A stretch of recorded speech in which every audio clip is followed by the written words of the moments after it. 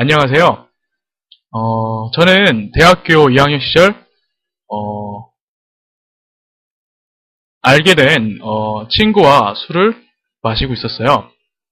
그때 서로 되게 많이 취했다가 그 친구가 저한테 혹시 강아지 키우고 싶냐고 물어보더라고요. 그래서, 그때 저는, 강아지 키우고 싶으니까, 그래. 나 강아지 한번 키워볼까? 라고 얘기를 했었는데, 다음날 갑자기 그 친구가 저한테 말티즈 강아지 한 마리를 사료하고 배변 패드 그리고 그 다음에 조그만한 그 강아지가 있을 만한 집을 저한테 주고서 그 친구 연락이 끊겼어요.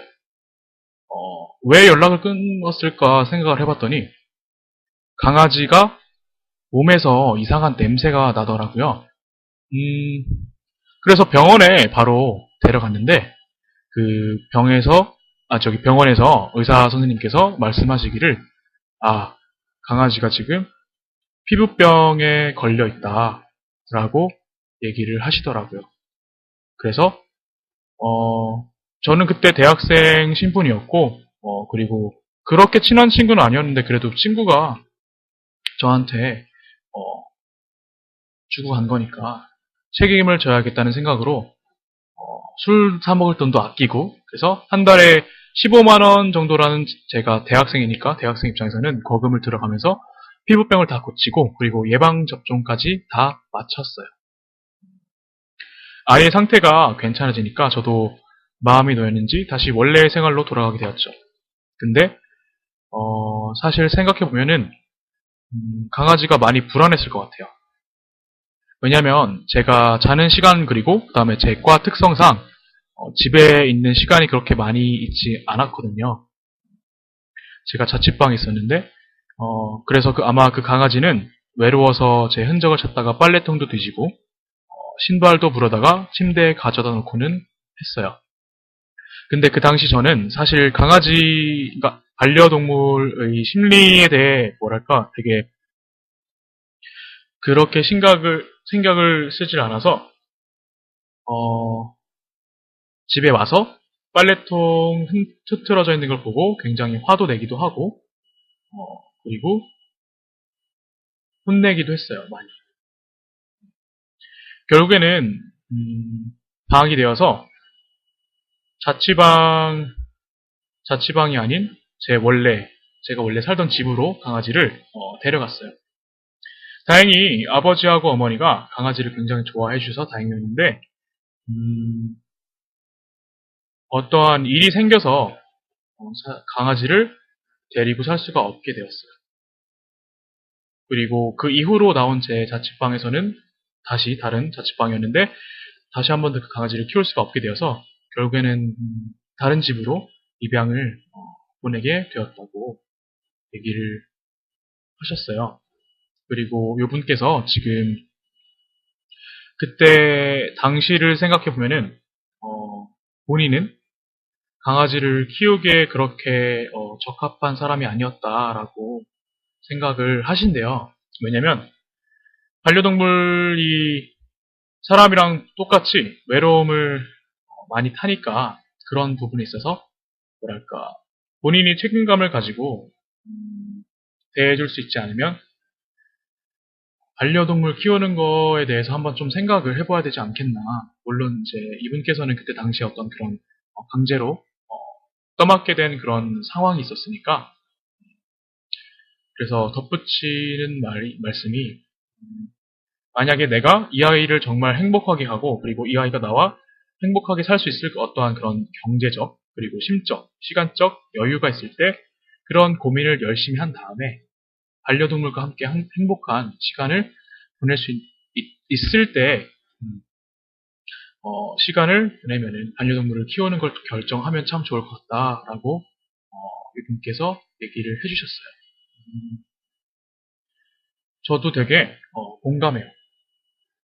이게 계속 반려동물이라는 주제를 얘기하다 보니까 반복을 하는데, 책임감, 책임감이 굉장히 중요한 것 같아요.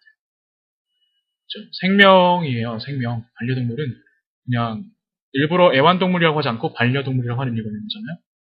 생명이니까 그 생명을 같이 데리고 산다는 거는 그리고 그 생명이 심지어 일방적으로 어떻게 보면은 주인한테, 나한테, 나라는 사람에게 의지를 해야 하는 입장이니까 그런 요구들을 다 맞춰줄 수가 없으면 사실 생명을 키운다는 것에 대해서 어떻게 한번 잘 생각을 해봐야 되지 않겠나. 사실 반려동물 생각을 얘기를 하면서 뭐랄까 그런 생각이 들어요. 그냥 귀여우니까. 뭐 동물 이런 거 보면은 막 되게 조그맣고 아기 때는 특히나 동물 되게 귀엽잖아요.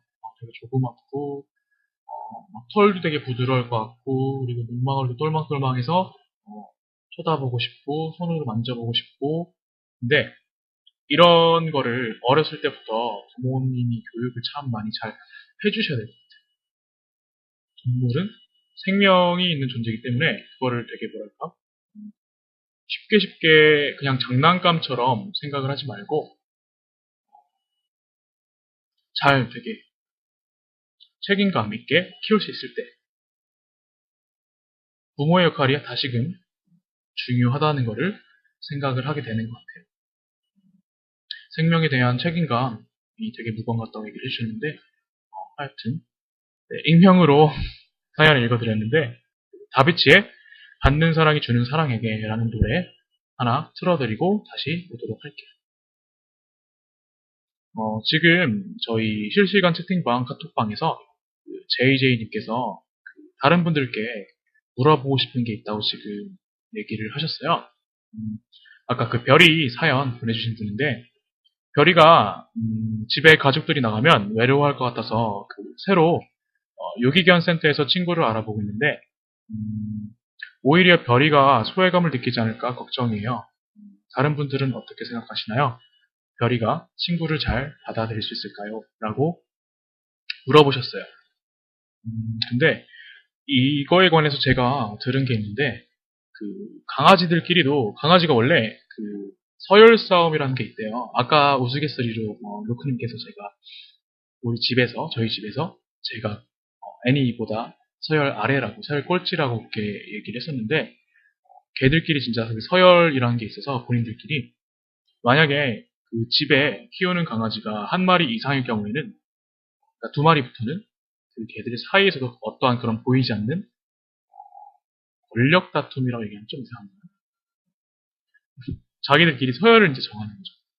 그래서 원래 있던 강아지가 있는데 집에 강아지가 있는데 다른 강아지가 이제 중간에 오게 되면은 그 둘끼리도 그 주인을 향한 어떤 그런 애정 싸움 같은 게 있다고 하더라고요. 서로 관심을 어떤 그런 갈구하는 행동이라든지 그런 거 그런 게 있으니까 글쎄요 한번 생각을 해보시긴 해야 되는데 이게 또 생각하면 웃긴 게 그거를 알고 데려올 수는 없는 거잖아요, 그죠?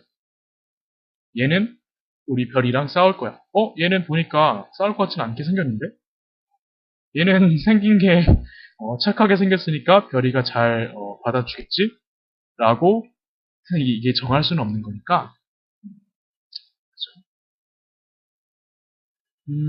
모르겠어요. 저라면은 사실 지금 JJ님께서 그렇게 물어보신 이유가 아까 방금 읽어드렸던 그 익명이에요, 여러분.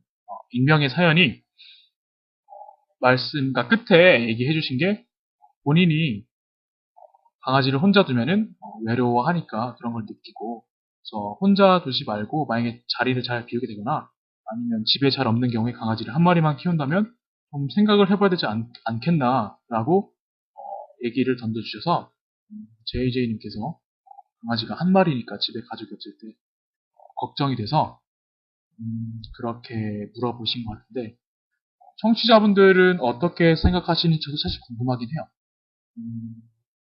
저라면 아까도 얘기했지만 그냥 데려올 것 같아요. 데려오고 데려와서 만약에 잘 지내면 다행이고 잘 지내지 않는다. 그러면 서열을 정해주는 것도 아마 그러한 방법이 있지 않을까요?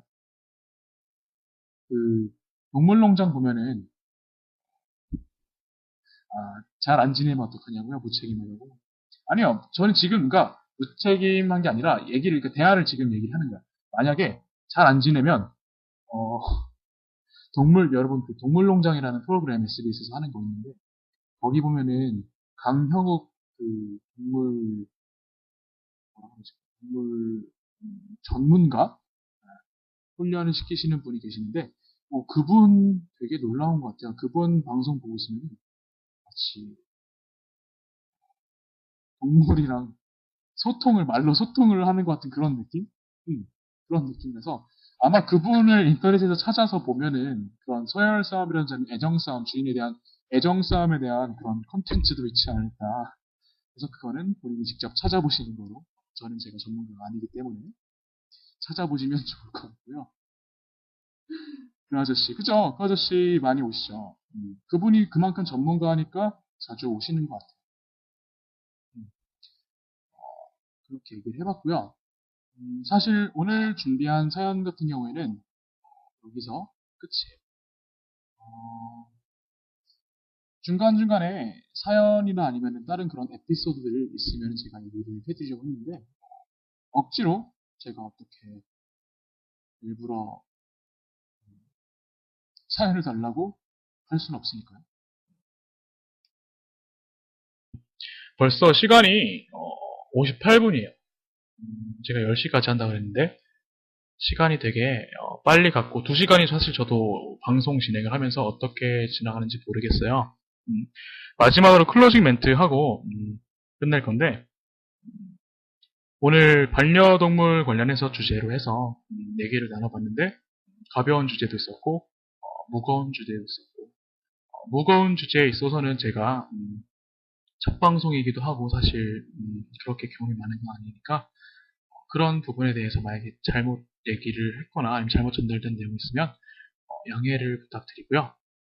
다음 주 주제도 제가 공지를 할 건데, 지금 듣고 계신 분들은 미리 알면 더 좋으니까. 다음 주 주제는 대학 생활과 관련된 에피소드 관련해서, 현재 지금 대학 생활을 하시고 있는 그런 대학생분들이면은 고민거리라든지 아니면 그냥 여러 가지 크고 작은 에피소드 같은 거 있으면 저한테 보내주시면 제가 또 사연 듣고 그리고 신청곡 같이 해서 노래 들려드리고요.